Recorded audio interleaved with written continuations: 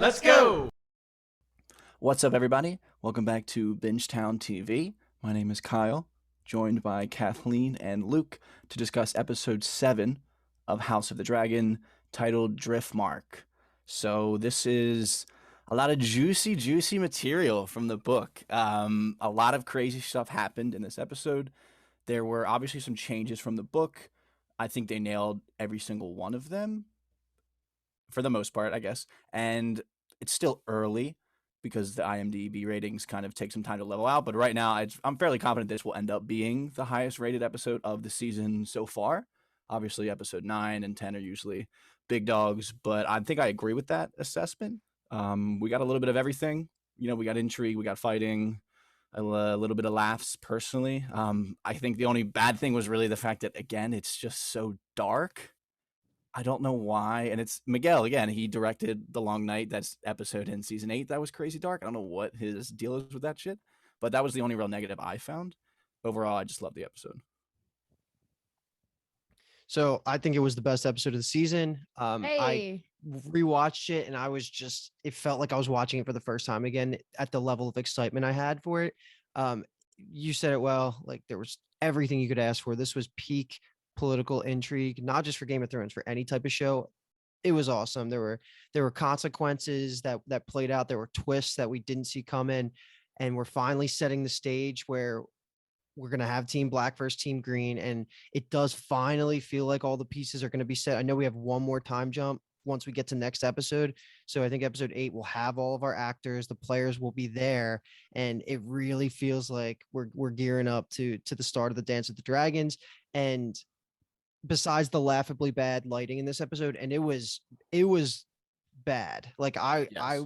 lost some enjoyment of the episode because of it, but because of what happens on screen, it was so good that it overcame it. And it didn't, I'm not someone that cares that much about the cinematography as much as the writing and the plot and stuff. So it doesn't bother me that much, but it was very, very noticeable.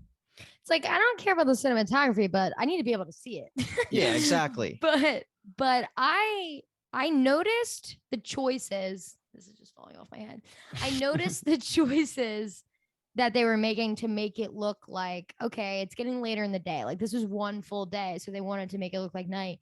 I actually didn't have much trouble seeing it on my TV. I watched it in the pitch black with Alex. Today, during my rewatch during the day, I was like, what the fuck? Mhm. So I guess like also like the better your TV is probably, but Are you trying to say that you have better TVs than we do? Is that what you're it's saying? Alex's TV. I don't know. Okay. I watch on my laptop, so. Yeah, right. I'm usually like watching shit on my phone, so that would really affect me. But yeah, this was a good episode. Like we found out a couple of things where I was kind of like bitching or wanted from last season or last episode, like what's Corlys and Rhaenys gonna say about the fact that these kids have dark hair and don't look anything like Laenor, or like why didn't Laenor and Rhaenyra try to have kids themselves, and we find out they did. So there's a lot of things that got answered. The kids fucking slap. I love them. Yeah. The scene though they're beating each other up is like so classic. I was just so proud of those little actors for slaying that. But the end scene is like the bread and butter. It is just, I mean, not end scene, I guess the end Driftmark scene, but that's not even true. Whatever. Go on. Yeah, One you're last thing right. I'll say before we can start like going through the episode is it was very nice to finally focus in on our Targaryens. And it feels weird to say that, but besides Daemon and Rhaenyra, we really haven't gotten any of them. Like even like Laris and Otto, who are in this episode and I love, they didn't get any screen time. And Viserys, who we've spent a lot of screen time with in these first 6 episodes, took a back seat. So it was really good for me to finally see these other Targaryens and us to focus on the House of the Dragon. Like it feels like we haven't been doing that yet. And that's why this episode felt like it was completing the prologue of season 1. For sure. So we'll begin the episode with the Valerian funeral. So we have Laena's funeral. And if you're listening to this episode, you can't see us, but we're all wearing black in mourning for Laena, and for I think another reason, which we will probably talk about at the end of the episode. In the funeral, Vaemond, her uncle, is giving the speech, which I just thought was interesting that he was chosen to give it. The reason is that the things that he actually says, he's really throwing some pot shots in High Valyrian here, which the concept of that is fucking hilarious, that only the real ones will actually know what he's saying. He mentions that Laena had 2 true-born daughters, saying that salt courses through Valyrian blood. Ours runs thick, ours runs true, and ours must never thin. Damon starts laughing at that because Damon knows exactly what he's doing. He's kind of saying that Rhaenyra's kids are not Valerians, and it's very obvious. That's kind of the actual crux of the entire episode. And they just throw in a little bit more Aegon characterization here. He just kind of gives a little. He's clearly bored at all of this, and it's just. It was honestly a perfect scene to open this episode with. Yeah, I don't have much to add because you're right. Like, I was a little confused about Damon's laugh the first watch, but it makes a lot more sense when you're going through it the second time. I thought he was just being like his emotionally like stunted Yeah. self kind Yeah, of, sure. but thankfully it was more like go fuck yourself. Like I know what you're doing here, and you can tell in hindsight like he cares deeply about Rhaenyra. So I don't even think he likes his little jabs at her. But I wanted to say though, a lot of these Valerian traditions remind me a lot of the Greyjoys. I know they're both like sea based. Has there been anything in history where they kind of interacted, or is this like, are they found it from a common ancestor or something, or was this just a complete coincidence that the Corlys and the Greyjoys have these sea things? I think it's a coincidence in terms of kind of like the origins of their houses. The Greyjoys live on the Iron Islands. They live on Yeah. islands. They have to sail the seas. The Valerians, I guess, are more like honorable versions of the Greyjoys in that way. Mhm. Like they're knights, adventurers, while the Greyjoys are, reavers and pillagers. Gotcha. Yeah, this is a good scene. The actor who plays Vaymond says like he did 3 months of prep for that Wow. scene just because he wanted to make sure he knew that Old Valerian backwards and could do it on the day. And from all the behind the scenes stuff, it looks like with the older actors, this was the first scene they shot. Okay, wow. So yeah, and all of the like weirdness of what we're about to see, like when everyone's just shooting looks at each other after the like funeral part of it, they actually are really fresh with each other. Like they're all the actors, like they are fresh. Not all of them, obviously. But I couldn't tell if they were saying the first thing they shot at all, or the first thing they shot with the new actors. I actually am not sure of that. If it was the first of all, that's crazy, but it could be. Because I will say that in the behind the scenes, Viserys has like normal hair when he's talking. So obviously they were doing it out of order, and he's been Mhm. pretty much like balding ever since for a few episodes now. But either way, the dragons all over Driftmark just hanging. There was like 5 dragons all at once. I'm like, this is crazy. Could you imagine being casual about that? Now, they mention it in the books that like for this day that Driftmark became like old Valyria and that there was never been so many dragons in one place before. Mhm. It's awesome. And we do get, so moving on to the after party. It was a pretty bland party, except for Aegon was the only one who actually wanted to party. But we do get, just we're on the dragon thing very quickly. We do get our first, I believe it's our first shot of Sunfire. That kind of lingers a little bit on the cliffside of Sunfire. I misspoke last episode saying that Dreamfire was supposed to be the most beautiful dragon. It's actually Sunfire. Dreamfire is actually like a really old dragon that had been ridden by like other characters in the past, while That's what Sunfire I was gonna hatched. ask. Yeah, newly hatched. Okay.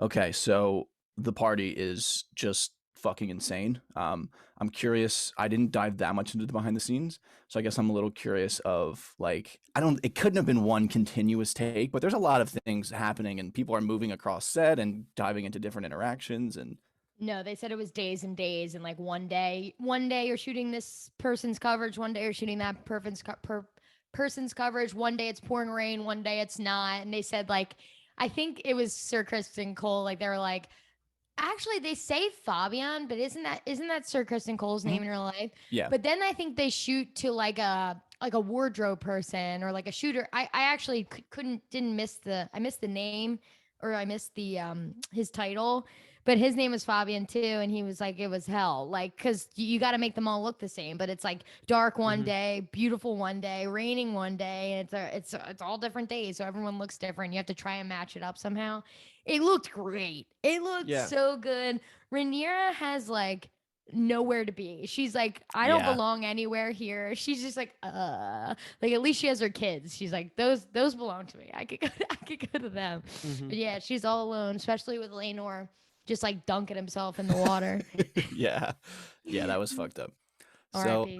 yeah, I mean, there's so much that happened, so I don't have a preference either way if we want to talk about like individual characters, if we want to take it like chronologically, but I guess just to kick us off in terms of things that happen, we get immediately Rhaenyra and Aemon and Daemon eye contact.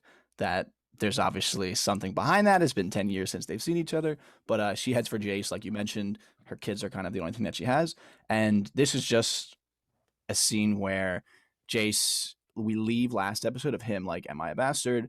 Now he's like fully in on it. He says like she tells him to go to his cousins because their mom just died, and he's like, well, why can't we go to Harrenhal? Like my dad just died, and that kind of stuff. She gives him a little pep talk at the scene. Allison notices kind of what's happening here, and that kind of just sets the tone almost for everything that happens in this scene. It's people just popping around having conversations, kind of compartmentalized, but have such bigger meaning behind them. And then after this, we have, I mean, Viserys and Daemon are making eye contact. We have, like, after this, when Jace actually goes over to his cousins, him and Aemon make awkward eye contact over the fire. Like, there's just, like, a lot of shit happening all the time. So, honestly, if there was anything in particular that you wanted to talk about first, we can just tackle it and then just kind of get after everything afterwards. For the things that you mentioned right there, like Jace continues to surprise me. I was surprised by him, just the way he acted with Rhaenyra proclaiming himself a bastard last episode. He seems pretty quick and like smart and like gets the game a little bit. Like he understands what's going on politically and the implications of being a bastard. So all of that was surprising because he's so freaking young and he is technically going to be the next heir.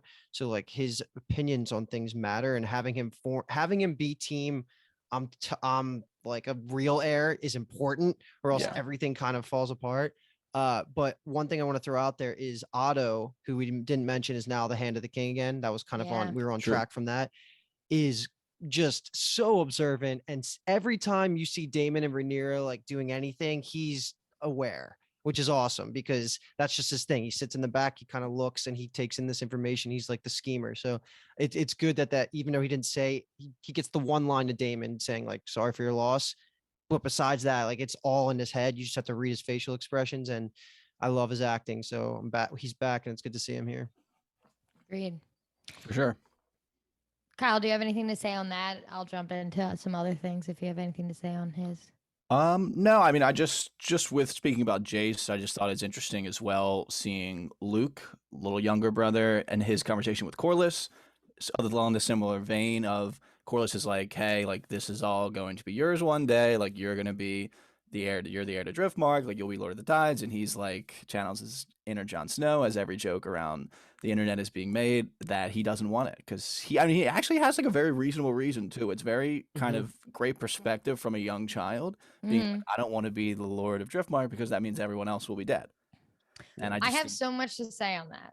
Go it's ahead. So good. It's like it's the equivalent on a much smaller scale, of course, because these people are going to be kings and queens of islands and shit like that, you know what I mean, or lords, whatever. And it would be like us being so aware that when our parents die, we get the house, and we're just like our whole life, we get the house, like look, and it's like you're just assuming like it's like Jesus, that means your parents are dead. Maybe I don't want the house, you know. It's really cute of Luke to be like really upset because at first, and Corlys is actually really sweet about it. It's not like he's like, boy, like a lot of other men would be like in the realm being like, you're gonna fucking be the Lord of Driftmark and suck it, you know what I mean? Like whatever. And he's sweet. He's like, come on, like you'll be like the Lord of the Tides and this and that. And he's like, I don't want you to die. He was Corlys was kind of like, damn, all right, like that was probably the only reasoning behind I don't want it that he would have accepted, I think. It's like a breath of fresh air, probably someone not wanting him to die to take over it. But speaking of Jace as well, I just wanted to bring up, so after he talks to Rhaenyra and she says go talk to your cousins, there's a really sweet moment where is it Bela who grabs his hand? I believe so, yes. And then Rhaenys walks over and they're like grandma or whatever, and they bear hug and whatever. And I was just thinking, Jace kind of steps to the side, like he doesn't have a grandma either. Like he only has Rhaenyra, and then his up is Viserys, but his grandmom would be fucking bitchy ass Allison who hates his guts. So like he doesn't have that either, which sucks. So his dad dies.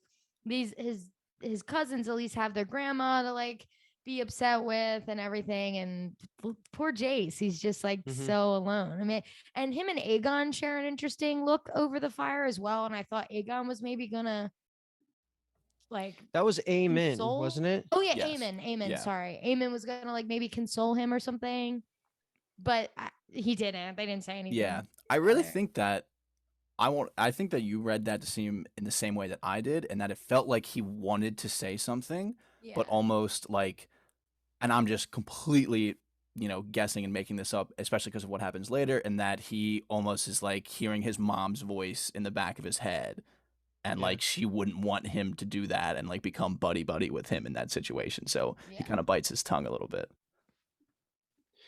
Let me grab the next topic of conversation here because I'm so like mad at us, Kathleen, that we didn't read more into Helena in Yeah, the me too. previous episode because she's just so interesting to me because she actually really reminds me of like a character from like the Cosmere books that I like. Just quick reference, Kyle Elantris, the kid that it's Serene's like cousin, the one that like counts the steps. Becomes very important. So like it's just like an interesting archetype in the fantasy setting because she's just oblivious to what's going on around her, and she has interesting comments on whatever she's doing. She's hyper fixating on, and it turns out we kind of already got confirmation that her last time she was doing with the centipede, it was a foretelling basically of Aemon getting Vagar. So now that they kind of threw that in her face, and on the rewatch, you're watching her do this again with the spider. I'm sure like they were aware that people are going to now the audience is going to be aware that she is saying prophetic things, that they're going to be less obvious about it, because all she did was say with the spider was that there's going to be team green versus team black. She didn't really say too much about it, and it's good that they're not going to do that because it would have been obvious. Everybody would have went back and realized like if they're going to hint at another big plot twist. Yeah. But the real reason I'm fucking mad is because I knew in my head that a Targaryen was having an eye patch at some point, and then the centipede line mixed with we haven't seen a Targaryen with an eye patch. It's like Jesus, and that's probably the person that you thought was Daemon on the book, but I could be wrong about that. Because he probably didn't have an eye patch, but I could see it could be his brother Aegon. I don't really know. Just trying to guess because in the future episode when they age the characters up, he kind of looks like Daemon, but he has the eye patch, so that would have been a little too He obvious. looks like an aged up Aegon, but they actually swap. Like I feel like the actor who's playing Aemond should be playing Aegon based on the like pointy figures of the nose and stuff like that. But When you show the pictures of the actual actors, they all look like older versions of their younger actors. I think they did a fucking fantastic job of that. But to jump on the Helena thing, from last episode, I purposely bit my tongue because I knew it would be better of a conversation looking back than purposely pointing out that line. Just very, very, very well done. That's a small change that they've made. They're really leaning into this idea of dreamers. They're kind of really almost obsessed with it. Viserys has kind of mentioned it a little bit in the beginning where he says he has a dream. Helena seems like she is almost a legit Targaryen dreamer, though. So it seems like she has these dreams and can not predict the future, but is seeing what's happening in the future. Also, I mean, we're getting Aegon's dream is now kind of, the jumping off point of the entire series. So these are all kind of the Aegon's dream, I guess, isn't a small change, though it's something we've never heard before. But I think this is a very interesting change for her character. And sorry, quick question I think I brought it up earlier in maybe like a couple episodes ago. Is green seeing different than dreaming? Yes. Okay, green seeing, but wasn't Jojen Reed seeing the future in the same way through visions? Yeah, I just think that it's more of like a different type of magic. Like I guess it's more of maybe like a different type of magic source almost. It's kind of like because green seeing is more associated with the old gods, the Starks, while the dreaming is probably more of like the blood magic of old Valyria. Yep, makes sense. Yeah. But Aegon is such a little dick. Like I know, he really is. And this scene is one of the first where you kind of realize that like Aemond, like Jace, like knows the game. Like Aegon is just shitting on Helena because what we learn now is they're betrothed to each other since the Rhaenyra suggestion or proposal got squashed. So now the siblings are getting married and Aegon's like about it. And Aemon's like, I would do it. Like Yeah. if only mother betrothed me to her, I would do it. It would strengthen our family in the realm. Yeah. He gets it, and it seems like when they get older, he's gonna be the one in charge. Like the not in charge because obviously he's second in line, I assume. But yeah, I don't know. It's good stuff. But he's such a little dick moving forward. I thought I love Aemond, but then when the whole like fight happens at the end, I'm like, you little piece of shit. They're doing a great job of characterizing the two of them, those two brothers of Alicent's sons. They like it's Aegon himself hasn't had a ton of scenes, but I feel like we know everything we need to know about him. Yeah. Like in this scene, he's drinking, he's calling the serving chicks wenches, like he's passed out drunk, like he doesn't care, he doesn't want to do things he doesn't want to do. He's just like a classic type of like lazy, arrogant prince character. While we have Aemond, who seems very earnest and is like looking for kind of almost prestige in a way. He's looking for acceptance. He's looking for maybe attention a little bit. I just think they've done a really good job of characterizing the both of them. Well, because they, not to say that they did a bad job, because it could have been purposeful, was his appearance in the last episode completely shifted my perception of his personality after this episode. Like I had such a bad read on him, and I guess by design, but Who's this? the way this is Aemon, like sorry, the younger brother, the middle brother. Like because the way he got bullied with the pig and then went to like all of that, it felt I felt like I was watching a whole different character this episode, and it's because we spent a lot more time with him. So I do like that they clarified on what kind of person they want him to be, because he's going to be a badass and he's going to, he's going to be fun to watch in the future rather than just being the bullied middle kid who doesn't feel loved enough or something. Yeah, for sure. And we do get Aemon in this scene. This is kind of the end of his involvement for the most part, of just he is repeatedly hearing what we now realize is Vhagar, her screeches while she's in the air above the clouds. And him and kind of Daemon are the only two that really are actually clocking it and making reactions to it. Just, I guess, a little bit small sprinkling of foreshadowing, which we'll obviously get to it in a little bit. I mean, geez, what else do we got? We So, mentioned, go ahead. No, go ahead. I was just gonna say, Lord of Harrenhal confirmed for Laris. That was a Yes. good. Just check it off the box. We have the we already said the sexy eyes between Raymond and Damon. That's been going on the whole freaking time. And then the scene that I wanted to, or the conversation I wanted to bring up, which I was kind of confused about, was Corlys freaking out to Carl about Yeah. Laenor's grieving? Was it because was Laenor a little drunk or something? Like I didn't understand why he was freaking out, because Laenor was being genuine with his feelings about his sister, right? And then he freaks out at Carl and is like, go get your Patreon, blah, blah, blah. And he's like mad and verbally yelling in front of all these people. That I didn't understand that. I think he's just embarrassed. Yeah. I think Because that's he's what sad? it is. Yes. I think who are you saying is embarrassed? I think Corlys. Corlys is embarrassed Yeah. by Laenor and his actions. I feel like, right. yeah, I mean, everyone else is, for the most part, keeping it together. Yeah. While Laenor is, I mean, like, I don't think he wants him to be emotionless. It's more like, do that kind of shit on your own time versus while Okay. we're in front of, like, the king. Like, you're the prince consort at this point. Like, you are married to the heir of the Yeah. entire realm. Like, you can't be kind of acting like that. So, yeah. Okay. Yeah, I mean, he really does make a scene. I mean, Vaemon even has to step in his, like, brother. Yeah. Settle down there. Yeah. Exactly. I'm never anti-Corlys, so it's weird. Yeah. Well, I mean, everybody's fallible. So, next big thing I think we should talk about is Viserys and Daemon conversation. First time they've talked in 10 years. Daemon just refuses to actually change when people interact with him. He does have now this thing where he kind of hangs back in crowds almost. He's not so much of the center of attention and kind of all the bravado, but he still will never change when you actually speak to his face, because Viserys has a great line to him where he says, "Your girls are the very image of their mother, a comfort and an anguish, as I well remember. The gods can be cruel." And Daemon just immediately hits back with, "They were cruel to you, bro." Like, Jesus Christ. Yeah. Yeah.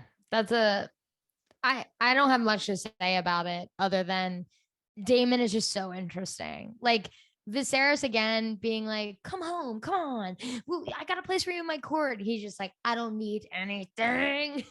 Get Yeah. out of here. But Viserys is as jolly as ever, just trying to get his brother to come home because seems like he needs some more family. But Daemon the is thing- like, and I'm sorry to speak over you, but it's like you never know almost how he's going to respond to things or what he's going to do. But when he actually does the thing that he's going to do, it's not really that surprising.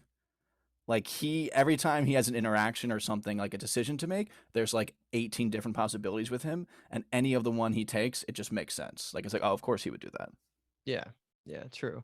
And Mhm. what I wanted to say was that I think as we got more and more distance from the 10-year time skip, what I really think that happened to Damon the most in in those 10 years is he actually kind of matured a little bit.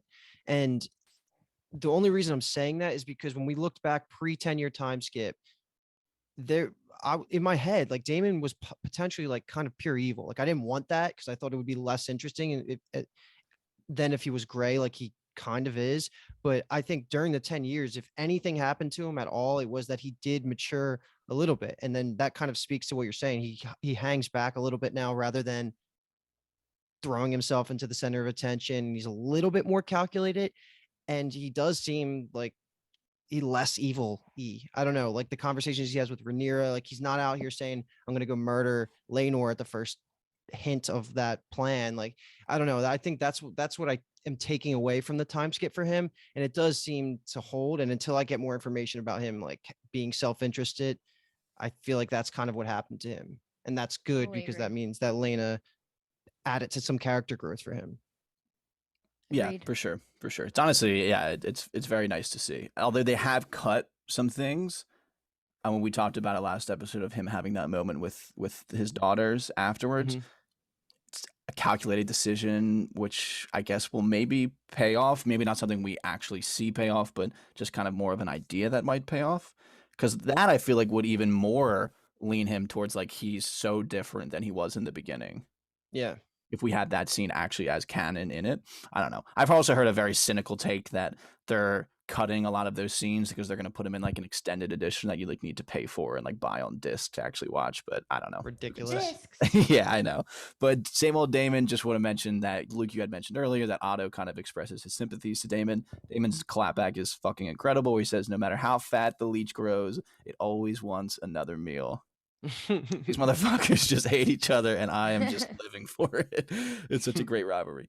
And again, Luke, you had mentioned that Otto is always clocking Rhaenyra and Damon's kind of activities when they're together. Rhaenyra sees Damon leave, immediately goes to her kids, sends them to bed. It wasn't that late. Obviously, I'm not privy to their actual bedtime, but it seemed like it wasn't that late. And goes after Damon, and Otto immediately clocks that happened. Yeah. And So, then, oh my speaking of God. going to bed, Yeah. Viserys is walking by and it just calls Allison Emma, and it is glorious. It's so glorious. Like she needs to be absolutely dunked on like that. She does. And for the record, I love her. I love her as a character. I am obviously Team Black. I am a Rhaenyra stan, but Allison's a great character, and I love to watch her on screen, and that just sucks for her. Like, and Sir Kristen's like, you whoop. Like, Yeah, he was like personally offended, it felt like. yeah, it was good. It was good stuff. And then who was the guy behind him? What's his name? Like the other night?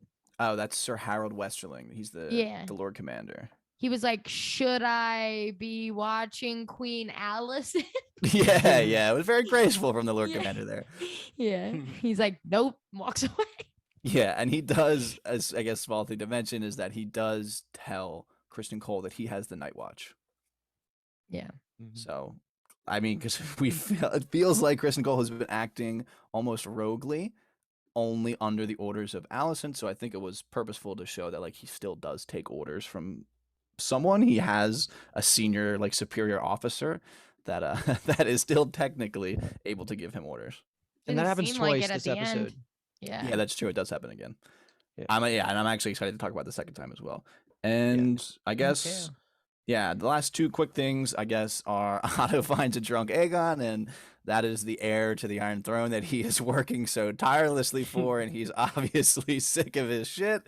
And then we get Carl bringing back a drenched Laenor very unceremoniously. They join the party again. Mhm.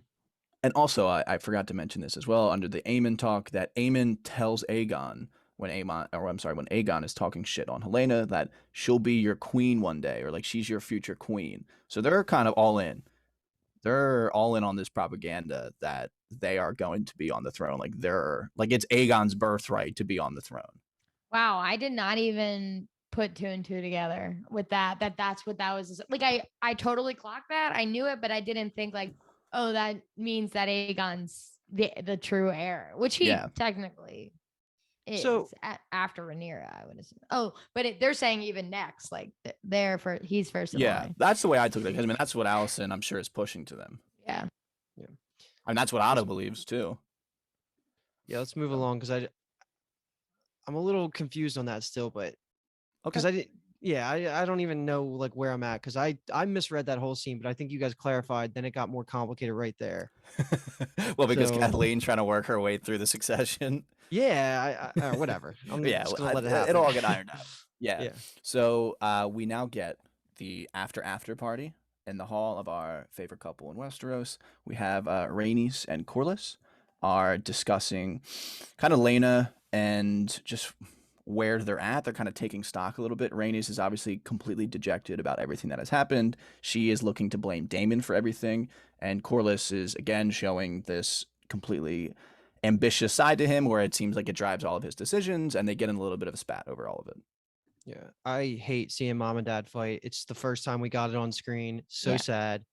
But the biggest thing that shocked me this scene was Corlys's reaction to Rhaenys, who slayed this scene. I fucking love Rhaenys's character. So good. And I want to take back anything bad I said Yeah. about her in episode 1. It took, she was only in, might be her 3rd or 4th episode. So I didn't want to go back on it until I have more information, but she's a great character. I love her. But she throws out the pretty smart idea, if you care about true legacy, of having Lena's oldest daughter inherit Driftmark. And it would make sense because you could do it in the wake of the funeral. Like everybody will know it wasn't some crazy bastard conspiracy thing, but it was more about an emotional connection and solidifying your family. So that was genius. But what really shocked me was Corlys's reaction. He truly doesn't care about furthering his bloodline, but rather the perception of his bloodline in a history book. And to me, I like that's fine if you want to do it like that, because it is kind of true. Like we don't really know the ancestry in history books. We know the names, but I just thought Corlys himself wanted true, like Valerian, white-haired rulers of Driftmark. So that was just the craziest part about me. Craziest part about this scene. What did you guys think about that? I wasn't expecting that either. That was one of my number one things from last episode. I was dying to see how he was going to react. So when he says the history books don't care about your blood, they care about your name, I was like, honestly, pretty shocked by that. I mean, yeah, this follows, or it comes before or after, I'm not sure. And he pretty much doubles down where Rhaenys is like, cut the bullshit. Like, at least today when we're grieving, cut the bullshit. It's your ambition that wants to get like us on the throne, not that you're trying to fight justice for me. And we've been saying like, oh, Corlys is such a good guy. He's like fighting for Rhaenys for episodes, and you kind of always knew it was a little bit of both, right? This guy is like the wealthiest man. He's very ambitious, but like she's probably just been like kind of gritting her teeth for years, being like, thank you, husband, like you're the best. But now that it's literally risking her children's lives, especially by the end. I mean, I know it ends up being like a bait and switch type deal, but like now they're going to be childless, by the end of this episode, quote unquote. So I'm like fully team Rhaenys here. I think you can still trust that. Like you could still think, okay, Laenor's kids are Valerians and they're gonna be in the history books as Valerians and whatever, and give Laena's kids Driftmark. Totally. You can do both, and I think that's the smarter way to do it. And plus, I loved Laena and I love those kids, so I want them to have something too. But yeah, I do think that in the grand scheme of things, yeah, Rhaenys is definitely in the right here. I think her reasoning is obviously it's both emotional and there's a lot of logic to it. I mean, especially like you guys said with the timing. Although I will say that Corlys is kind of right about the casting a darker shadow thing. I think that they could totally have their reasoning be the funeral, but it would never actually play off like that. maybe There's no way Alicent and them would let that slide and like accept that would be the reason. Good big shout out to you though, Kyle, because you nailed this line of succession for who would get Driftmark when I asked that a couple episodes ago. Yeah, I mean, That's our guy. they do obviously have been making changes. So honestly, they've been like so close to the story, but just enough of a change where it's still kind of up in the air of how things are going to Hmm. happen. And as a book reader, it's been very enjoyable that way. Yeah. But I do. This is just a personal thing for me. When Corliss is talking about how like history doesn't remember blood, it remembers names, and I'm currently listening to a history of the Roman Empire podcast, and that like idea I think is ripped straight out of that. So in Rome, like they would just adopt people. Like Julius Caesar, like didn't have any actual sons that he was born with, so he just like adopted someone, and then they were just his son now. And then that guy ended up becoming the first emperor of Rome because Caesar just kind of adopted him because he was like, "Oh, I need a son," and just like adopted. Yeah, just they were like not his blood, as far as I remember. He might have been like a nephew, but even that guy like just adopted again someone else. Like it was just adopting people. It was just the way they did Yeah. it because people were like, "Okay, I don't have any heirs. I don't have any sons. Like, let me just adopt this boy from this family. I'll pay them however much money, and then he'll be my son." Nice. That's So it is, insane. yeah. I mean, it's that same concept of like history remembers names, not blood. I mean, we know that that idea literally put the first Roman emperor on like the throne of the Roman Empire, which is just kind of cool. I like that. Okay, That is cool. so moving on, we get now potentially our new most favorite couple in Westeros. Maybe too early to tell. We get Daemon and Rhaenyra taking a harmless little walk on the beach that obviously turns into something more than a harmless walk on the beach. A lot to talk about here. I'm sure Kathleen wants to get into a little bit of a discussion on the sexy time. So I think this is just kind of like an open floor. First, I want to just throw it out there, a name that we can call this two couple, and you guys just shoot me down if it's stupid. But how do we feel about Day Ray? Like I like Damon Day Ray? I Day love Ray? Day Ray. I'm Cool, okay with thank Day you. Ray. Day Ray's good. Let it be known. This is Day Ray. Oh, it is known. It's the age of Day Ray. Um, I I was shocked that Damon and Rhaenyra was speaking so plainly to Damon. Like, yeah, man, they're sure not Laenor's kids. Like, we tried, but whatever. Like, it's a deal. Like, was really shocked that she was Mhm. just spitting the truth. Like the same way that last episode we were like, damn, Rhaenyra's staying so strong, not telling, like, not even talking about it with Laenor and behind closed doors. And now she's like, so Damon, who is also kind of someone who could fuck shit up for her and has in the past. It's like, okay, she really loves Damon, which still to me, I wish they kind of built it up a little more. I mean, I know they were always like tight as aunt and uncle growing up, but I mean, now I'm fully for them both, which is so sick. But I'm like, I love these two. So I think the reason it's better now, and it will be in hindsight and on a rewatch about them two being into each other, I guess.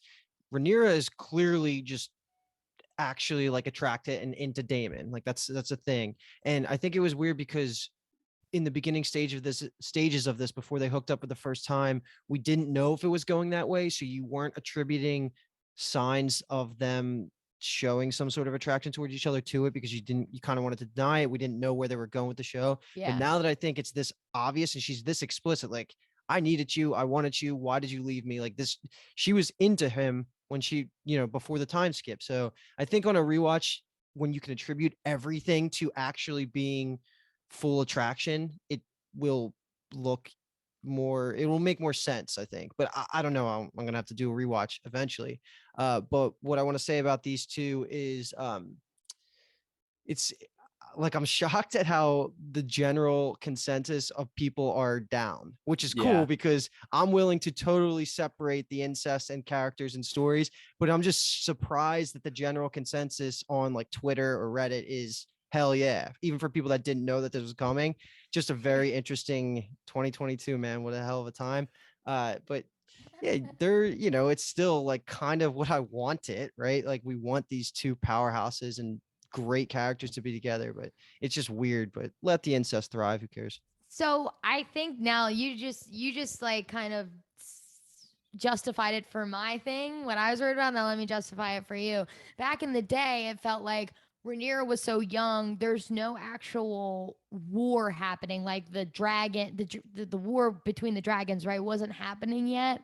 It was still kind of in the early stages. Now it's like green versus black. Like it's like Allison is out for blood. Rhaenyra needs Daemon. Like this will strengthen her claim, her airness. Like she needs like a solid. Laenor is not gonna do shit for her. Like it needs to be Daemon. It needs to be this like weird schemy thing that they explain at the end to be like people will fear us and think we did something, but they'll never know the truth. Like, you know what I mean? It has to be, Yeah. they have to be like the blood of the dragon and shit like that, which is cool. And now you're like, yeah, because the fight's about to commence. Whereas before it was just like gratuitous almost. It was like, what, are they just too good at gonna fuck to fuck? Yeah. I need a deal out of it. I think that was both perfectly summed up. One comment I will make that might, I guess, maybe generate a little more conversation is that we've mentioned again about Daemon is changing, and this scene he has two quotes almost kind of back to back that are like both classic Daemon and new Daemon, where he's like, she's talking about like Allison was not capable of murder, and he's like, all of us are, like, and she goes, yeah, I know you are. And when he says, if you're accusing me of depravity, you'll have to be more specific, and he has used that line like 3 times at this point. And it's just great that they're actually recycling it. And then he does turn around after that when she's like, I needed you, like you left me, and he was like, you were a child, like I spared you. And it seems like he's almost reflecting on the choices he had made, and he almost kind of knew looking back that it was wrong that he was doing that. Yeah. A couple additional comments here too, because this plays off of some things you were just saying. So one of the things about Daemon changing, like we brought it up last episode. I love that he says in response to Rhaenyra saying like, "Did you love Laena?" He reemphasizes, "We were happy enough." Like I like that because he didn't go back on his word, and that solidifies our opinions about the last time we saw them together. But we brought this conversation up a little bit last episode when we were talking about Harrenhal, and I just like that they brought it back that Rhaenyra attributes Harwin's death to Harren's curse. And then that was just cool just to hear again. It's just like Game of Thrones little nugget there. And then other little tiny thing was they did say that Laenor couldn't get her pregnant. So I'm curious if that means that what's it called? Impotent? Yeah. Is that what he is? Impotent? Yeah. Sounds right. Yeah. I feel like they more made it seem like that he's like just like so not physically attracted to women that like it just was not gonna happen. Okay, that's what I was basically gonna ask. Although I mean, maybe you could take it the other way. I guess in the grand scheme of things, it doesn't matter. I mean, he has no desire to quote unquote father any other kids. So yeah, I don't think it's kind of anything beyond that. But also, I mean, I guess talking about impotent, Daemon in the scene actually can have sex. Yeah. Shocking. I'm like starting to hate that plot line that they put in the book in the like episode 1 and then episode 4, whatever it was. I just feel like because it doesn't really even click. Like if it's still about the control thing, like that doesn't really click yet. Well, I mean, I guess one thing could be, again, this idea of he's maturing. So maybe he's kind of gotten beyond that. And now he does truly see Rhaenyra as this equal. And it's more about like a passion thing and a little bit of love. And that actually, because obviously he had 2 kids. So he could have gotten to completion, obviously, to be able to create children, and twins at that. So, I mean, at that point, I just think it was, obviously, we are now seeing him have sex. But on the flip side of that, not great. Not great sex. I saw a very funny tweet on Twitter that was like, I too only want to have no kissing, no eye contact, missionary sex with my soulmate that I haven't seen in 10 years. And I was like, damn, that's a great point. No foreplay. My guy isn't even like, he's in a slump, so he's not switching it up to a little bit of foreplay. It's just like no Southern Lord's kiss. It's just like literally just in the sand, just getting after it. So do you guys think that the main actors on this show have like some of those agreements that you hear happen every once in a while on HBO level shows where they sign on with a thing where they're not going to show any explicit stuff? Like even Daenerys had it for the back couple seasons, but she broke it on trying to like stay more faithful to the beginning seasons, I think. So do you, because to me, I'm getting the vibe that I don't think we're seeing any Matt Smith dick. I don't think we're seeing any of Rhaenyra or Allison or any of them. Like I doubt it, right? What a shame. Yeah, so I don't think we really need to, honestly, at this point. I think they're being like better about it. I think they're trying to be less again, to use this word gratuitous, where it's just like Sure. titties. And I Yeah. know we like that, but it's nice probably for the actors and actresses not to just do it to have to get the job and do it. You know what I mean? It's Yeah, I guess it could go either way in that. Yeah, I mean, maybe it would kind of distract from the main point that like this is the two of them finally being together, where like most people would just be like titties versus like maybe taking a second to think about the emotional connection and the actual plot implications potentially. I'm not really exactly sure, but also I was seeing, and then Kathleen, I know we talked about this during the other sex scenes that happened, I guess in episode 3 and 4, of like people were saying that this was so clearly directed by a man. this episode was Yes. versus Yeah. okay. Yeah. So I have a fun question. Unless you got more comments on that. Sorry, I cut you off there. No, all I was gonna say was that they do kiss a bunch during the episode. So like they could have been like making out and stuff during it at least. They didn't have to just be like, I know. yeah. Yeah, it was like there was like no passion. It almost felt just like transactional and like dutiful. Like, I gotta plow my life to create a son. That's what it kind of almost felt like. Yeah. Damon And was also like, the oh shit, location. I'm hard. I gotta keep going. Yeah, We true, can't true. stop. Yeah. Call the wife. Tell her I'm on the way. Hey, Mike. Mike, I got an erection. All right. One thing Here's my I fun will question, say- though. Go ahead. Unless you, Go ahead. yeah. Because I was really thinking about it as I was like taking notes for this scene. Uh, let's talk in hypotheticals here.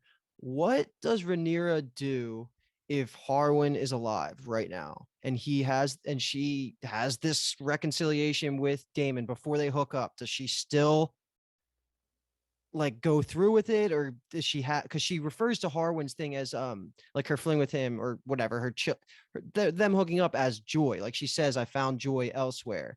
And is that like not, is joy her way of saying, yeah, like he was here and I was into it, he was into it? Or do you think if Harwin was still alive, the father of her 3 kids, would she even consider hooking up with Daemon? Oh man, that's so tough. I don't know, man. Because at that point, it's you got Laenor and Harwin and Daemon, and that's like tough to clear out the entire board for Daemon.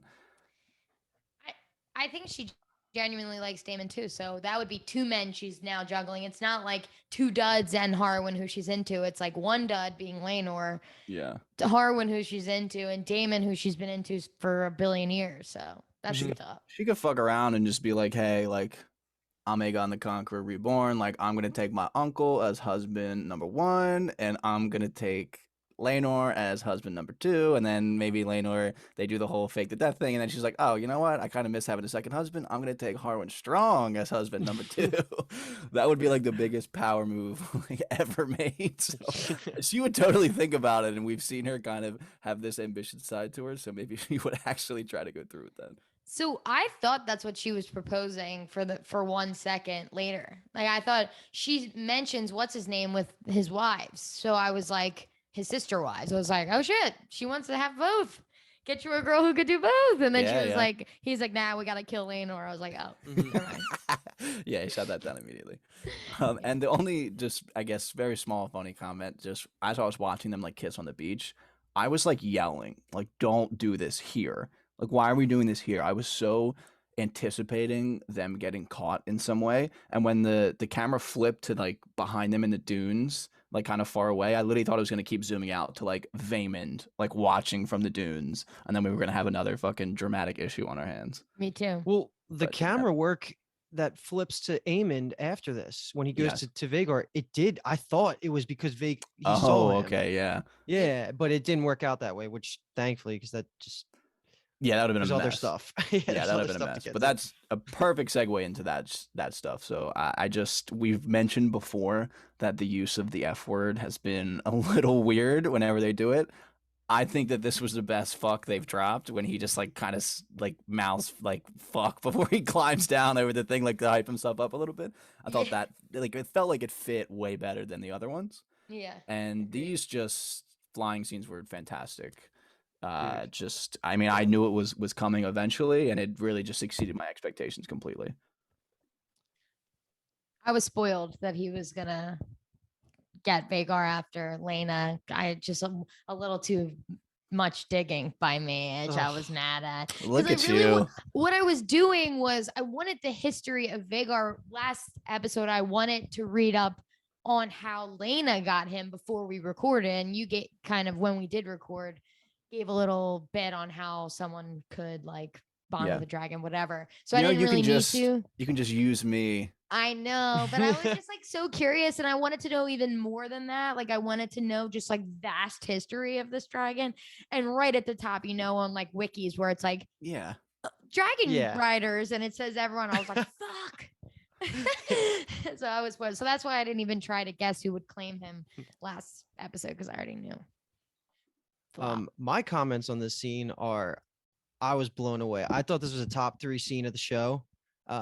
Like it's was so freaking good. And it to me, this is enter the stage of now probably going to be one of my top 3 favorite characters of the show, Yeah. being Aemon. Like this was amazing. And it put so much more the fact that they just like showed how brave the kid was. Like Aemon showed really no fear here. He was a badass, and that's I'm sure hints at what's to come here. And the close-ups of Vhagar, the ability for Vhagar, like they just everything about it was so cool. The first dragonfly, this was better for me than almost Khaleesi's first dragon. I can't say that for sure because that was the first time we're seeing a dragon ever really with this kind of CGI budget, but it was up there, man. Vhagar was amazing. I love that Vhagar had the ability to almost breathe fire onto him and then she pulled it back in, which was cool to see. And just like the details, man, like you could see the creases under Vhagar's eyes. It just looks perfect. And it was fun, man. Vhagar's having a good time out there, dipping her wing in the water as they're flying by. It's just the whole thing was so good. And it leads to just some of the best writing that the show has. And my favorite parts, and Aemon climbing the ranks. Yeah, I just think they did all of the little things so well. Like the scene, the close up of the eye opening and like him using, the Valyrian to like that he's obviously we saw him episodes ago watching Jace learn how to do. So he's kind of there for the lesson, so he knows he just doesn't have a dragon to use it on. And the seagulls and all of the shots of them flying was just fucking awesome. It was so goddamn good.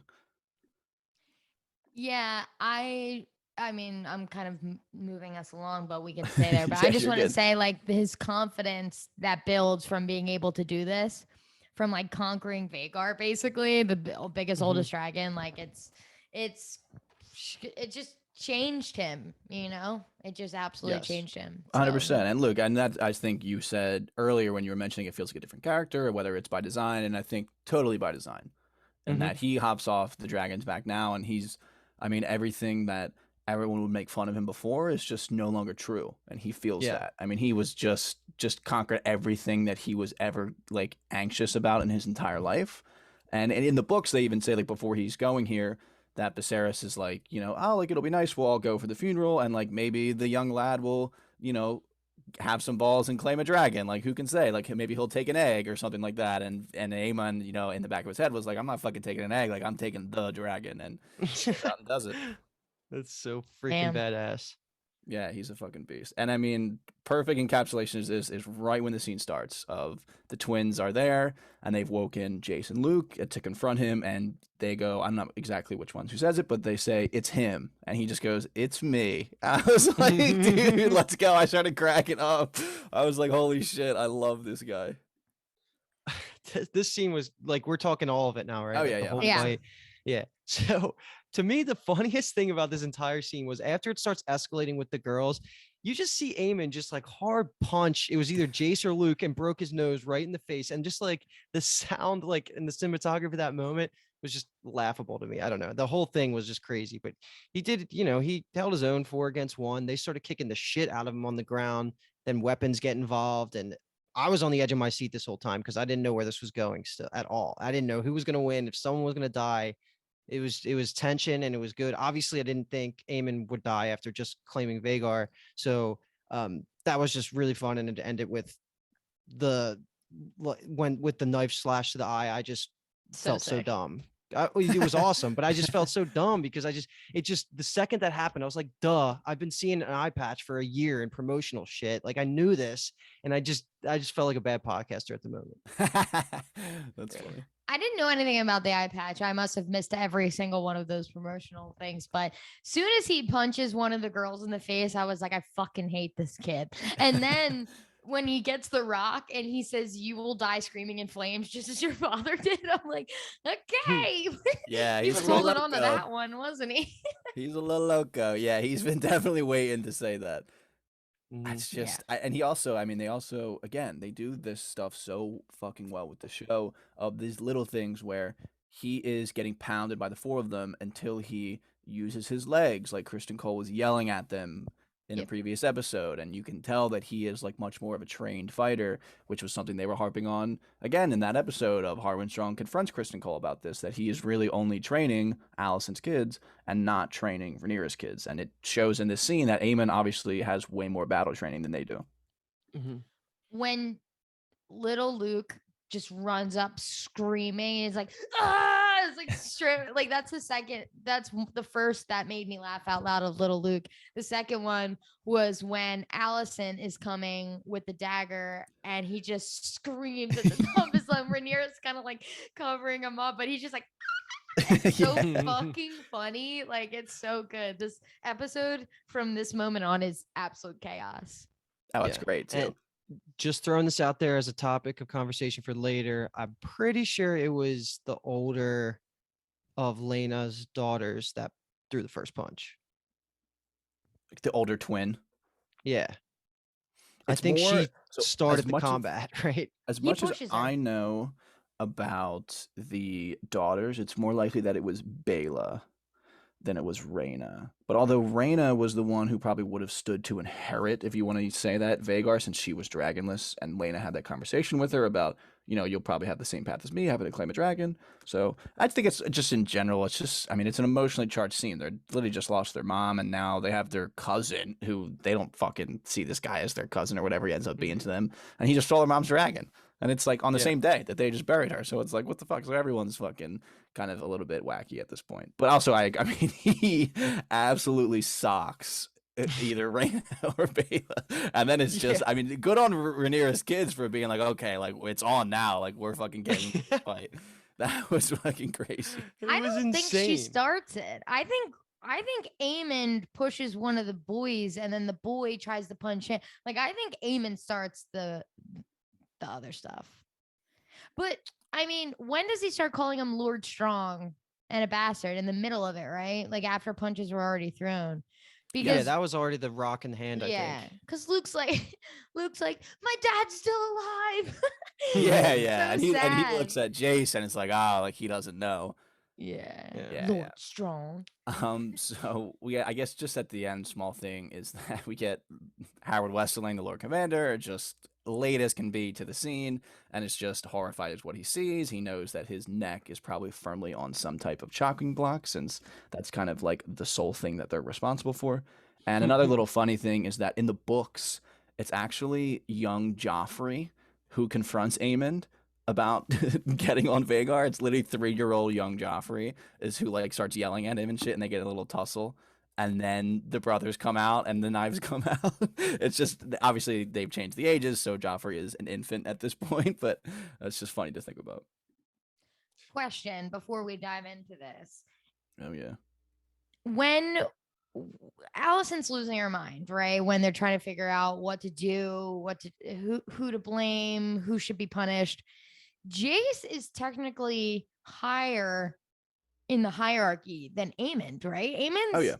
like Jace is second in line to the throne right now. Mhm. Aemond is like nothing. So why can the queen literally just be like, take his eye? I mean, we're not there yet, but I just in general, like it felt like, yeah, what do you want to do with that? it felt like they were able, Allison was making it seem like you could just be like, okay, I want Rhaenyra's head, even just because she's the queen. It's like, girl, that's the heir. What are you talking about? And it's like, when you compare these two, I was just genuinely wondering. Jace is technically, even though Aemon's older, Jace is higher. I mean, it would go Jace, Luke, Joffrey, then probably Aegon, and then thinking like, in terms of the way that Viserys has done it with keeping Rhaenyra the heir, then probably Helena technically would be And fifth, then and then yeah. Aemon would be Mhm. sixth. Damn.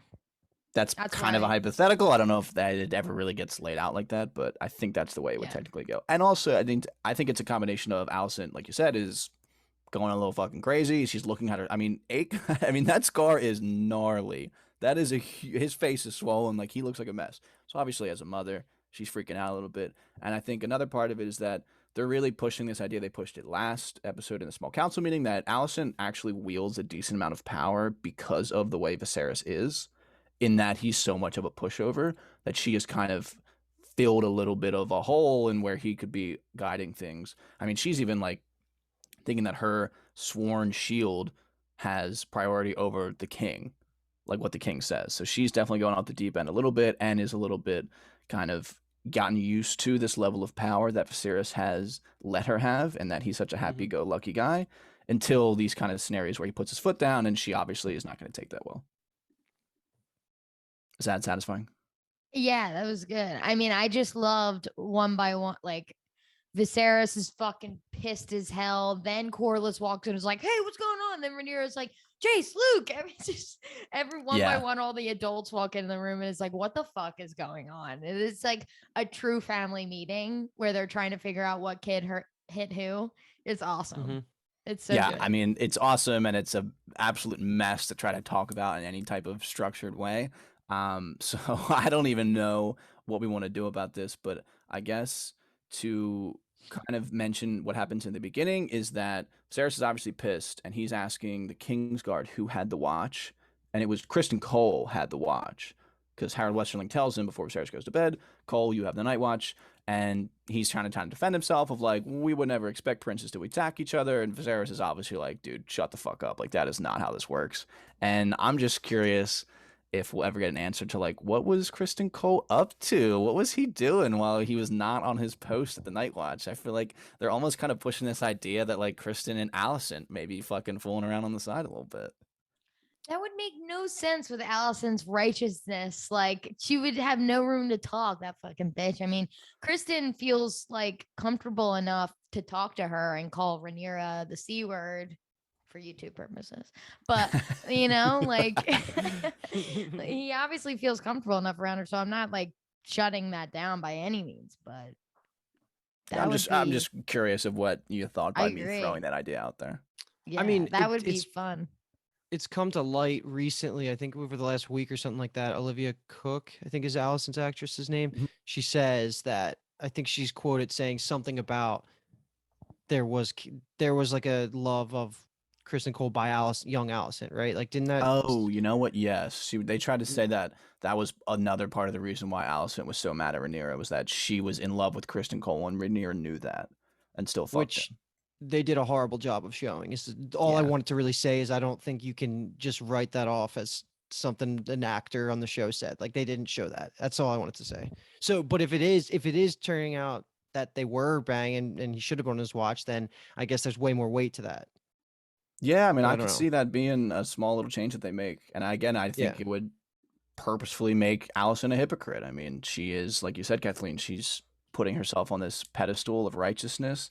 We've seen it kind of tumble down a little bit. Rhaenyra has the quote at the end of the scene, and I think it would kind of fit almost into the characterization that you're trying to get at with Alicent. So I'm just saying I wouldn't be shocked if our boy, Kristen Cole, was getting down with the queen.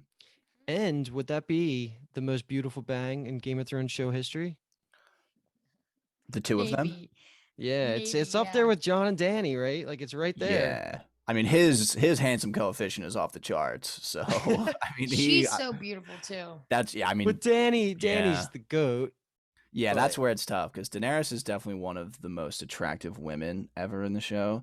And I mean, for my money, bro, Kristen Cole is the most handsome guy in Game of Thrones. So that's tough. Imagine Kristen Cole and Daenerys. Jesus. If they didn't show us penis, I'd be pissed.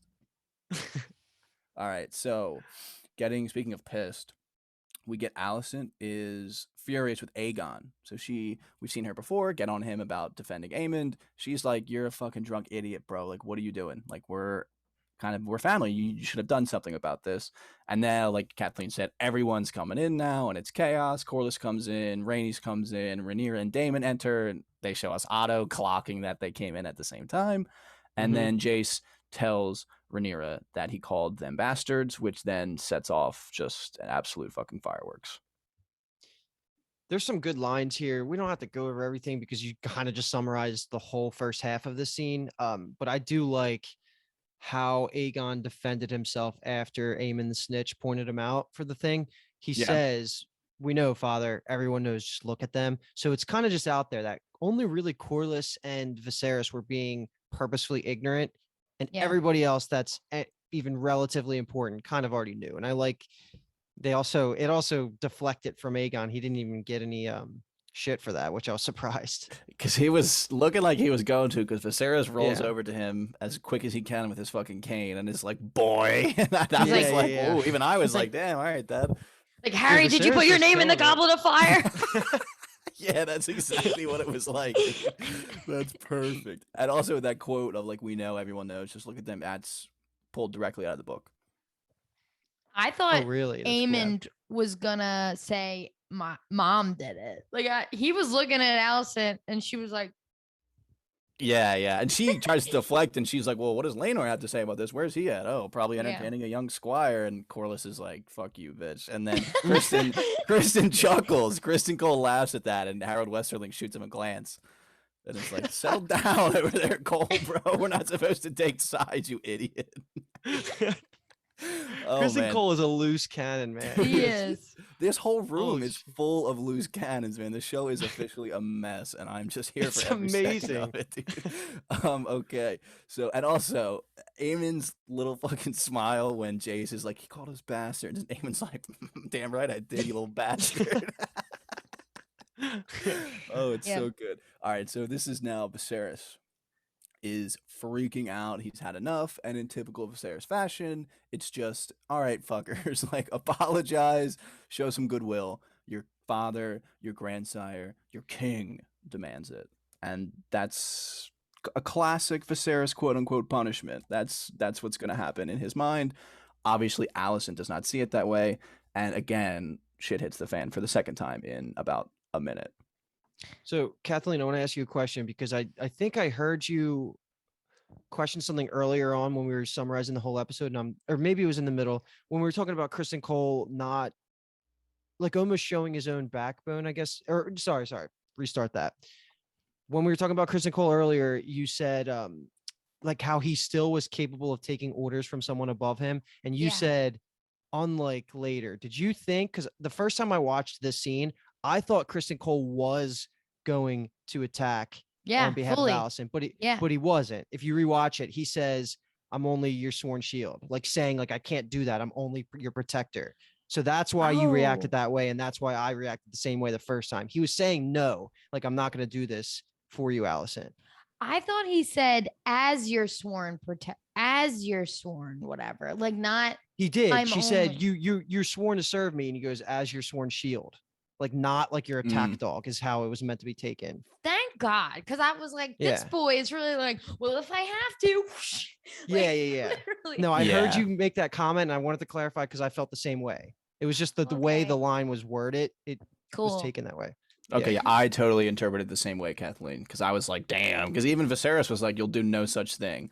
And then Alicent, like, there was a little bit of a mini temper tantrum and is like, you're going to do it or whatever. And then, I mean, Alicent being like, I'll have one of her son's eyes in return, and then being like, he can choose, not like he granted my son that luxury. Like, I'm like, Alicent, what the fuck is going on, girl? Dude, she's crazy.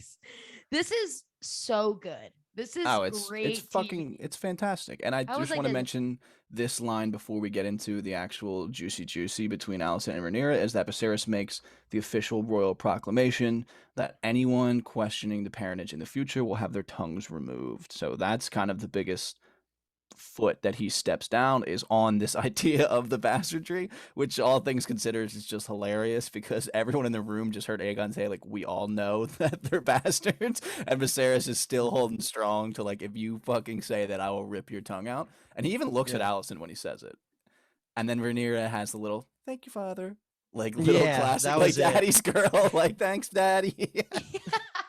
Really, Which is Mel. perfect. Yeah, and that was pretty much the final straw for Alicent, who reaches for the official dagger of Game of Thrones, and charges at Rhaenyra, I believe. Some people were saying it was Luke and Rhaenyra stepped in, but it felt like she was looking up, like head up at Rhaenyra versus little Luke on the ground. That's the way I looked at it. Mhm. And then just a great conversation ensues. Luke, who do you think she was going after? I think I thought it was Rhaenyra. Like I thought she was just Oh. snapping. Did you think it was the kid? I thought it was the kid only because when Rhaenyra grabs her, it's not like she's still trying to like attempt to kill Rhaenyra. I feel like it was almost like she's like, "Let go of me! I'm gonna stick your kid's eye." But Yeah. either way, she's crazy. It does not matter who she was going at. It's the cat's paw dagger, right? Yes, yeah. Okay. Yeah, But, I mean, yeah. Damon. I mean, yeah, Kristen Cole moves forward at the same time, and I guess you could interpret it as he's the Shield, so he's moving in to be the Shield. Versus, we all know that he fucking hates Rhaenyra, so maybe he's trying to get in on the fun. And Damon steps in and stops Kristen Cole, who also Harold Westerling again is like, "Don't fucking move, Cole. Like, what are you doing, you fucking maniac? You can't do shit like that." And I wrote down the quotes, so I will say them because they're to me, they're fucking iconic. In what have I done besides what was expected of me? Forever upholding the kingdom, the family, the law, while you flout it all to do as you please. Where is duty? Where is sacrifice? It's trampled under your pretty foot again. Now you take my son's eye, and even to that you feel entitled. Great, fucking fantastic. And Olivia Cook was amazing at delivering that, so much better than I would ever hope to be. And Rhaenyra's clapback is almost, I would say, better in that exhausting, wasn't it? Hiding behind that cloak of your own righteousness, but now they see you as you are. And in that moment, I feel like Alicent, like that was the actual final straw for her. She was like, "Ah, bitch," and then just kind of, and then just cuts her. Oh, that's good. Yeah. Those were two great quotes. Yeah. They're fucking fantastic. So Allison being able to take, I know Viserys like kind of had his back turned and shit, but that man's got no moves. Like, don't let your wife take that dagger from you. Like, what the fuck, man? He has one arm and he needs it for his cane. He literally can't. He can swing his sleeve at her, but what else can he do?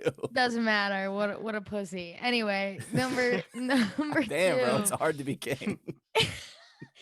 It's lonely at the top. Yeah, it is. There is a shot where Allison is holding the knife, and it's a shot with Rhaenyra's eye and the fire behind her and the knife, and it's just like the coolest shot of the whole episode. And both times I watched, I was like, "Damn, they got that. They got that shot." They said cut, and they were like, "Word." Yeah, I'm it sure is they really cut this entire scene and we're like, "Oh my god, that is gonna be just so good when that actually comes out." Literally, yeah. I thought for a second before Rhaenyra like starts clapping back at her that she was there's because at that specific shot, like it's kind of at eye level, right? The dagger. I thought Rhaenyra was gonna let Alicent take her eye in place of her kids. Like I thought she was gonna be Wow. like, all right, if you're gonna have to, if we're gonna do this, like, and I thought she was going to literally like let her just stab her eye out right there, which would have been wild. But that aside, that was a dumb assumption because I know they would never put a freaking eye patch on two of their characters. But I want to say the thing that you texted earlier, Kyle, I think it's interesting enough that we should just bring it up, even though it's bullshit about Azor Ahai's prophecy with this slash. Oh yeah. Because that's really fun theory, but I doubt it's obviously not going to be. Like, I guess it kind of could be true. I don't know. You just explain it. Yeah, I mean it's just such a stretch because they completely abandoned the whole idea of the Azor Ahai or Azor Ahai, whatever you would. My favorite Edric Stormchaser, but that whole theory kind of feels like it got bounced completely. Although the theory is that the hero that's going to come save everyone has his sword Lightbringer. Anyone who watched Game of Thrones knows that Stannis the Manus thinks that he has it because of Melisandre and his glowing blade. But I don't know. I mean, the thing behind it is that it's supposed to draw blood of like your lover is like the last step, and then after you pull it out of your lover, then it becomes this blade. And it's just such an unbelievable stretch to take from this scene, especially the way that it's done to that. I mean, like people were very adamant about like mentioning that there was no blood on the blade afterwards. So people were thinking like, oh, like again, like some type of magical property type stuff. I don't think that there's any way they're gonna try to touch that. I know we've kind of gotten the ick multiple times of them bringing up the whole Aegon prophecy, all that kind of stuff. I don't think they would take it that far. Well, this was the best use of the dagger of the entire show, in my opinion, Oh, because for of the sure. lack of conversation around it. But the reason I like it so much is because that would just be such a good George R. R. Martin twist. It can't be a thing because he didn't write enough of the House of the Dragon for something that important to be explained in that way. But it's basically just Dumbledore's wand getting, Expelliarmus from by Malfoy, and then you think it's Snape. It's basically the same kind of situational Yeah. twist. So I just latched onto it when you texted us that because I thought it would be very interesting. But it's obviously not going to be a thing. It's just cool Yeah. headcanon. And it also just does not happen in the books. Alicent does Yeah, not cut yeah. Rhaenyra with the dagger at any point, although it's better than the books because this was fantastic television. Really good. Mm-hmm. So we kind of on the wrap this scene up a little bit. Just Aemon just continuing his meteoric rise up, I'm sure, a lot of people's character rankings, where he ends it all with kind of honestly diffuses the situation where he's like, I'm like, don't mourn me, mother. I may have lost an eye, but I gained a dragon. It's like, dude, this dude's ready for it. He is absolutely ready for the smoke now, no matter what. He's in it. He's no longer this bullied kid. He rides the biggest dragon in the world. He just fucking got his eye cut out and he's not even crying anymore. He is just ready to take on the world. That was fantastic, that moment. Yeah. And when he says that, Otto's like this in the back. he's like, you did? Yeah, it's like a small little fist pump. He's like, my man. He's everything he wants Aegon to be, and Yes. is not. But that brings us to the next scene where he's just like so proud of Alicent, even when she acts the fuck up. He's like, damn, girl, I didn't know you had it in you. Yeah, right. She's like, oh my God, like, oh, he comes in and she's like, I'm sorry. Like, go ahead, say it. Like, I embarrassed myself for the family, all this kind of shit. And he's just like, slug clap. He's like, let's go, girl. He basically just says, I didn't know you can play the Game of Thrones that well. Well, fuck yeah, you're on the squad now. Like, that's just Yeah. how that conversation goes. And it's awesome because this episode was just amazing at building up this green versus black. And I'm starting to finally accept the green wedding now because of this shit. Yeah, so see. it's starting to be a lot better for me because of scenes like this where we were just really, truly setting up the sides.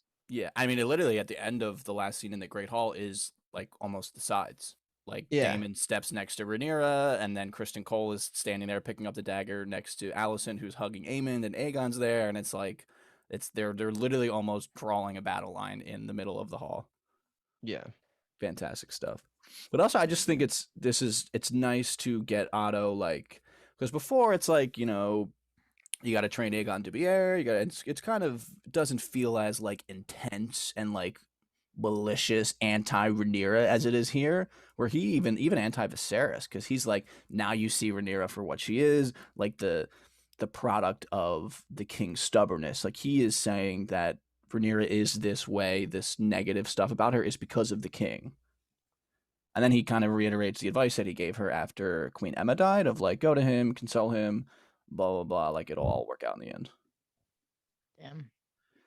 Otto, dude, what a player. I mean, I'm not the biggest fan of him because, I'm probably Team Black at this point, pretty much solidifying it. But, I mean, what a guy, what an adversary. Mm-hmm. So we get now the next day. And this is, again, of like more towards the creed. Like, the blade was clean. The maester even says here as he's patching up Rhaenyra, which you want to talk about gratuitous shot. I mean, we did not really need to watch her get patched up, but I guess it is what it is. And he says, like, Valyrian steel cuts so clean, like, it won't get infected or anything. Like, I wouldn't even worry about it. And we get this very nice talk between Rhaenyra and Laenor, continuing that we were kind of searching for answers last episode. We got some on the beach with Daemon, and I feel like we gotten even more here in this scene where they're kind of letting it all out and having this very candid, nice conversation about their marriage and the past 10 years. Rhaenyra sums it up so well that Laenor just has a good heart. And even in this scene, he says, like, I want to recommit myself to you. And all I want to care about is preparing you for the ascension to the throne, which is an epic line in itself. That distracted me so hard. Yeah, what was that? Were you like making like a small dick joke or something? But it was cool that even though Laenor gets an even happier ending for himself, I guess, that he was willing to do this because he's just a front to back great character, like good human, I should say. He's always down to do his own duties. He's fucking around for a little bit, but he's ready to get back on track and he gets set free. But it was just funny because I'm sure Rhaenyra's facial reactions were the opposite of what he was thinking, because she was like laughing along with him.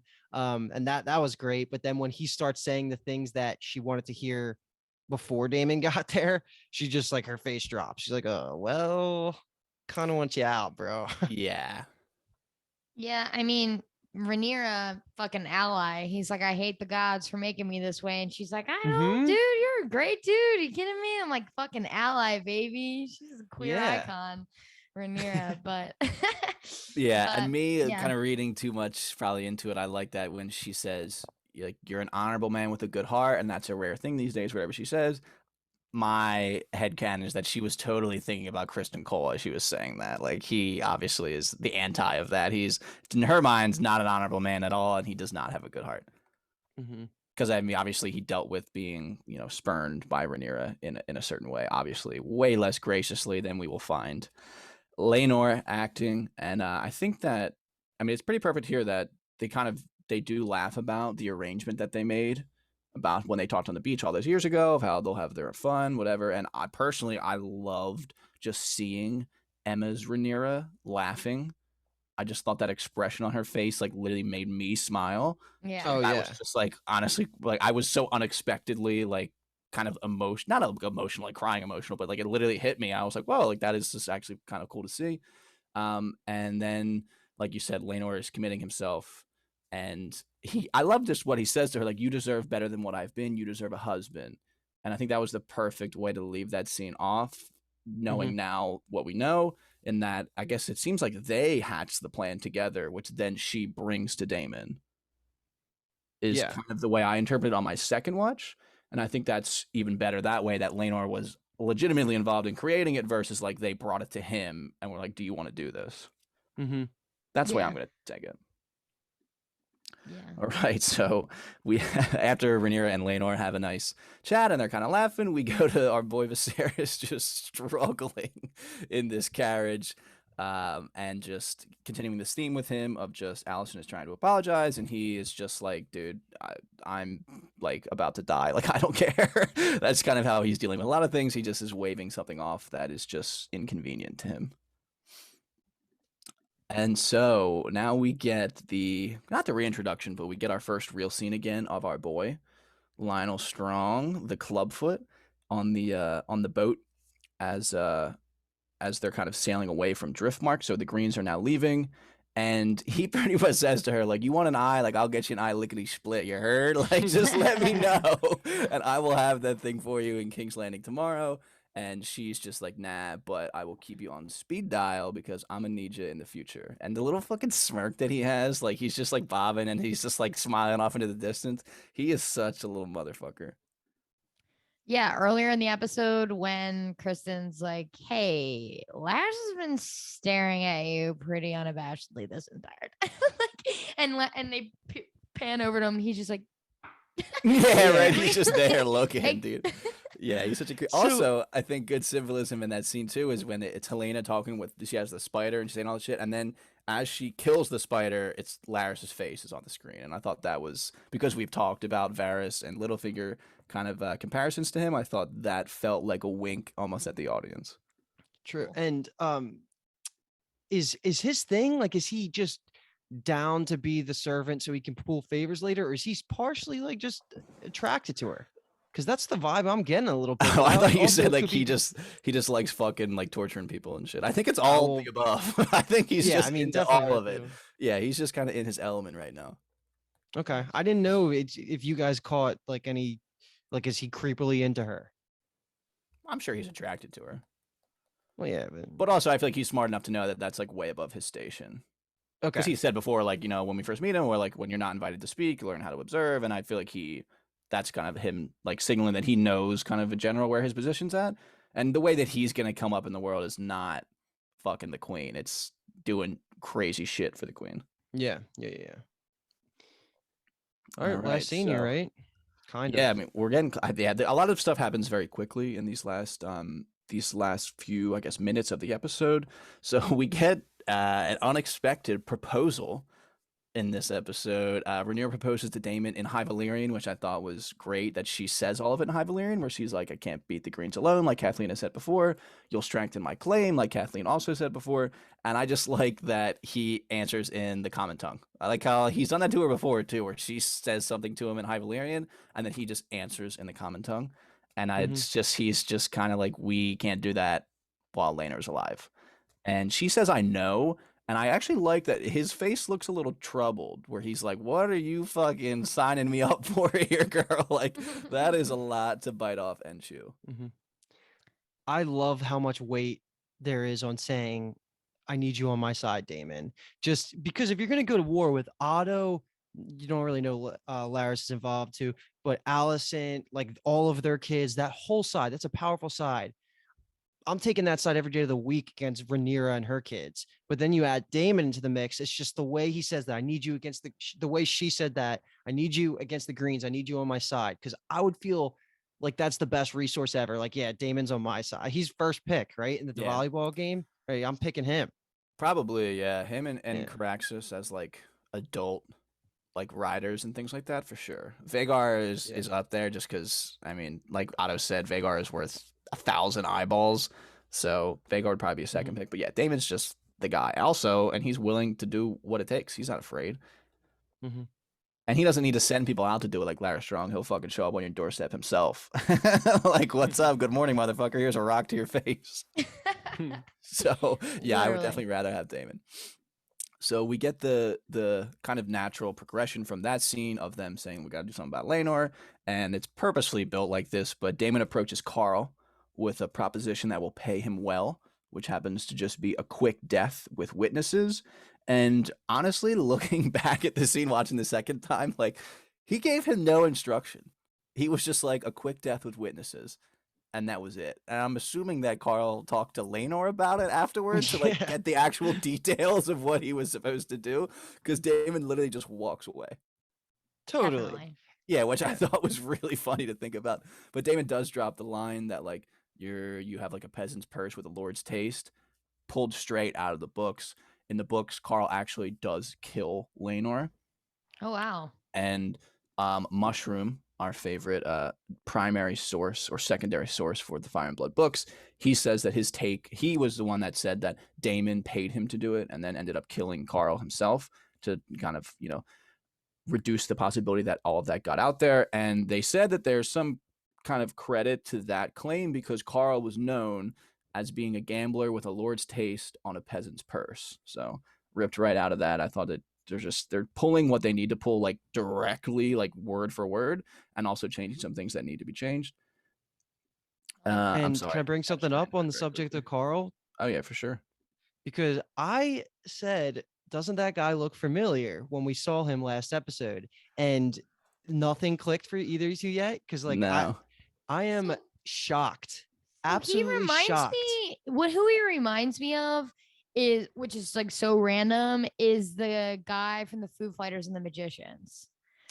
Like he reminds me of that guy, which because I'm rewatching the Magicians, he's the first one that pops up.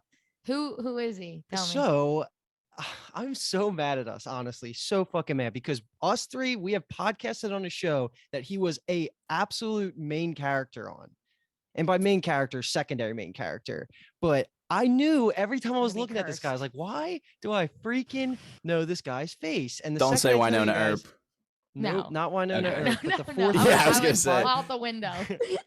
We podcasted on this show with Jimmy, and it was us four. Carnival Row. Yes, Carnival Row. It's Jonah. It's Jonah, the kid who is. It's the main kid. Oh wow. Who gets kidnapped. Yeah. The politician's son. Yeah. Wow. He's like this. It's unbelievable that we didn't pick that up as. Well, I mean, they've taken forever to fucking put out season 2, so pardon me for forgetting what the fuck happened in season 1. He's just like right? Yeah, that's crazy. Isn't that so obvious? I would have never guessed that. I just can't believe that all three of us forgot. Oh my god, yeah. Wow. He has such a distinct nose and face. Wow. And it's funny because his mom was actually a Martell. Oh, that's so true. Well, technically not. She was a Sand, but okay, true. She was a Sand. Oh yeah, shit. She was riding the everything Martell, about that show. Yeah, well, again, it's been fucking forever since they put it out. All I'm right. just happy he's getting work because Carnival Yeah. Row slaps. Very true. I mean, he fucking is on a hiatus on that show, so he needs some work. Goddamn. We're Yeah, never The so- getting third time I'll season take a 2. dump on them. All right, so we now get kind of scenes in succession that are being talked over, almost narrated over with Damon and Rhaenyra. So I'll just say what Damon and Rhaenyra were saying is that the Damon's kind of flipping now to counselor mode. He's telling Rhaenyra how things need to be, what it's going to be like when she's queen. She needs to instill some level of fear in people. That's totally a Damon perspective to have. And then they're also discussing what they're going to do with Laenor, how the realm will end up whispering how they were involved. They'll know they didn't do it, but the illusion that they did will create this level of fear in everyone around them that, oh shit, these motherfuckers are for real and literally will not, like, they can't be fucked with. So good. So what's happening is that Daemon kills a serving man. Carl and Laenor get in this fight in the hall because Carl, quote unquote, is upset that he is always looked down upon by Laenor. And then we have Corlys and Rhaenys finding Laenor in the fireplace, which we now know at the end of the episode is actually the serving man that Daemon killed. They used his body, threw it in the fire so it would not be recognizable. Very smart.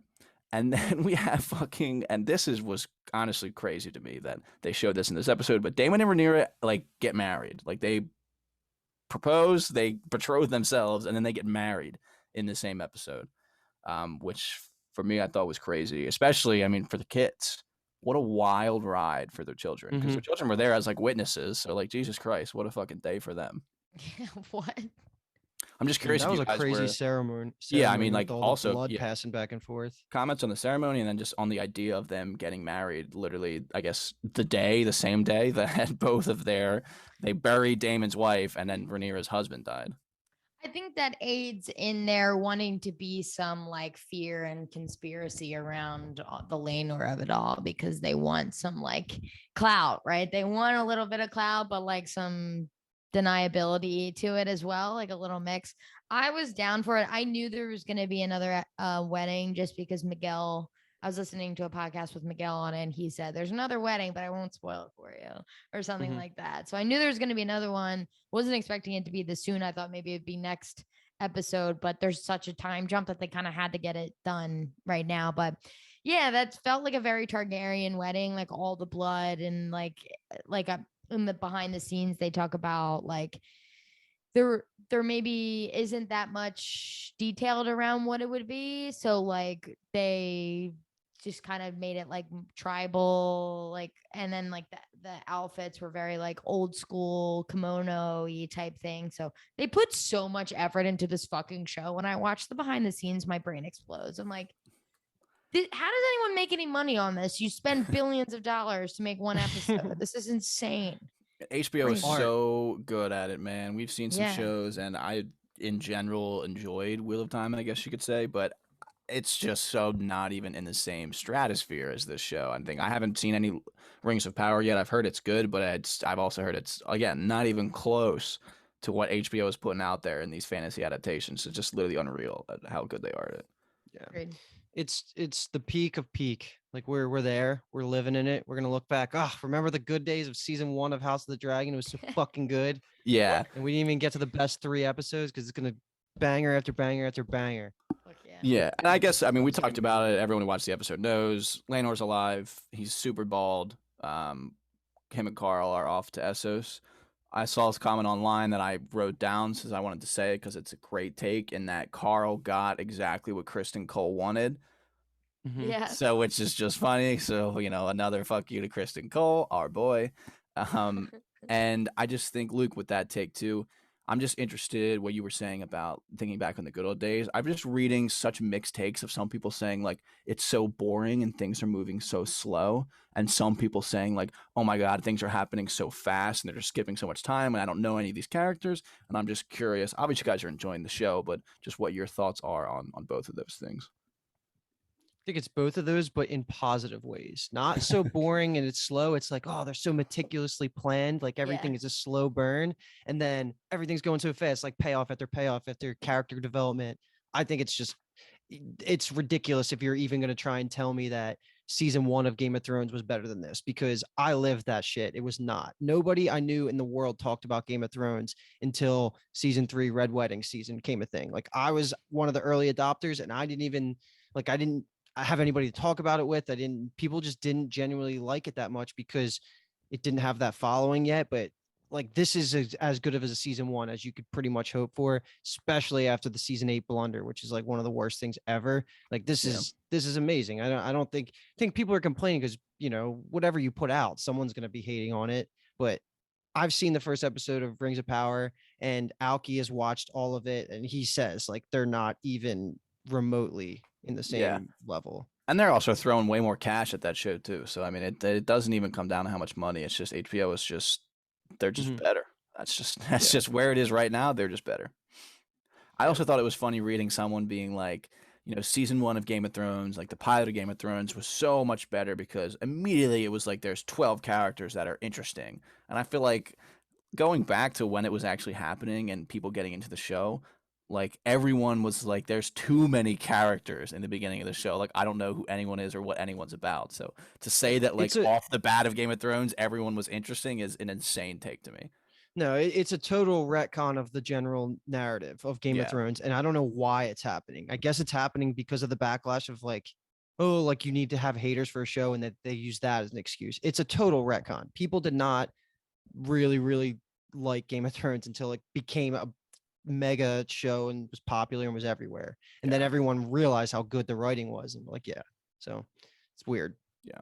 Okay. And one last little funny thing I have before, if we want to get into talking about if anyone has hot takes or MVP type of stuff we've done every episode, is that, again, I saw this online and it was too good not to share, is that Jace's episode summarized is that he attended his aunt's funeral where he can't act like his own parent died. His cousin attacks his other cousins and little brother. He gets called a bastard.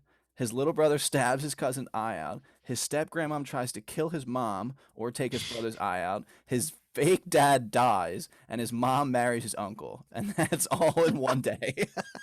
That's one day. Jesus Christ. He's just getting ready to be king. Viserys is probably like, yeah, bro.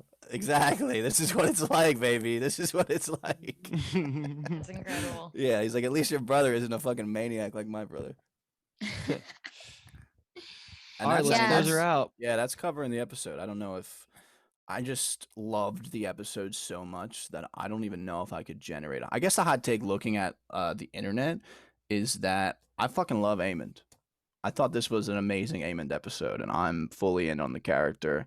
I'm excited for more. Yeah, I mean, I don't agree with him morally on some things, but I mean, I'll be damned if he isn't going to be a boss. Yeah.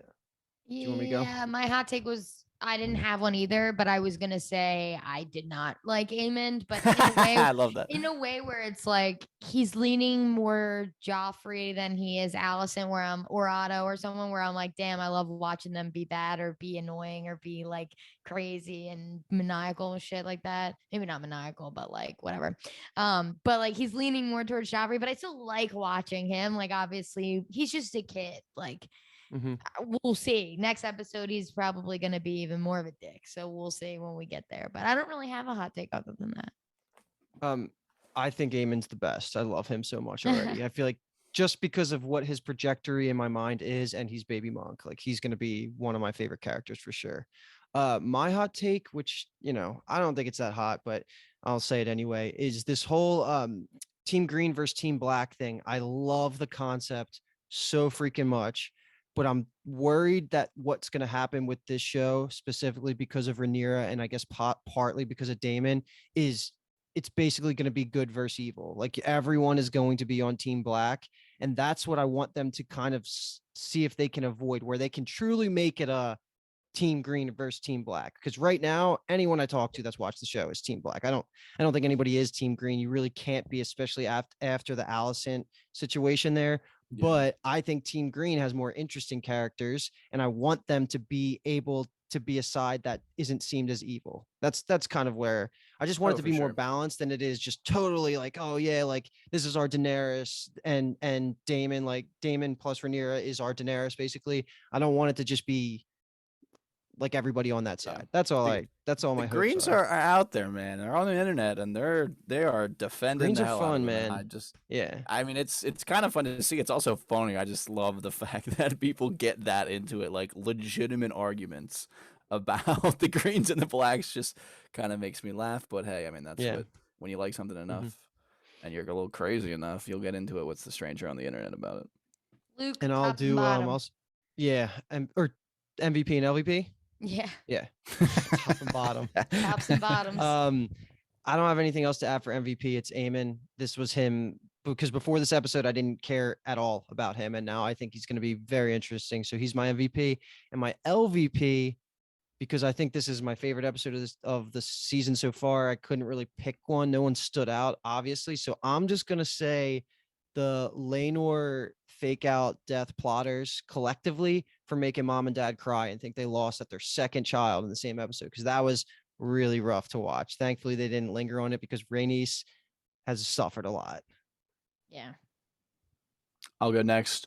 My top is going to be actually Damon. I'll pivot off of Eamon. I think Damon, we've really seen him in terms of his expectations of his life suffer over the past however long. Things have really not gone his way. While I think they really turned around for our boy this episode, I think he's now kind of in the driver's seat of his life again, and he's now married to the heir to the Iron Throne, so he's on a big come up. And my LVP is going to be everyone in this show's parenting skills this episode because they were on full display of just infecting their children with their own issues, and now it's been officially passed down to all of their kids of just the fact that their parents hate each other.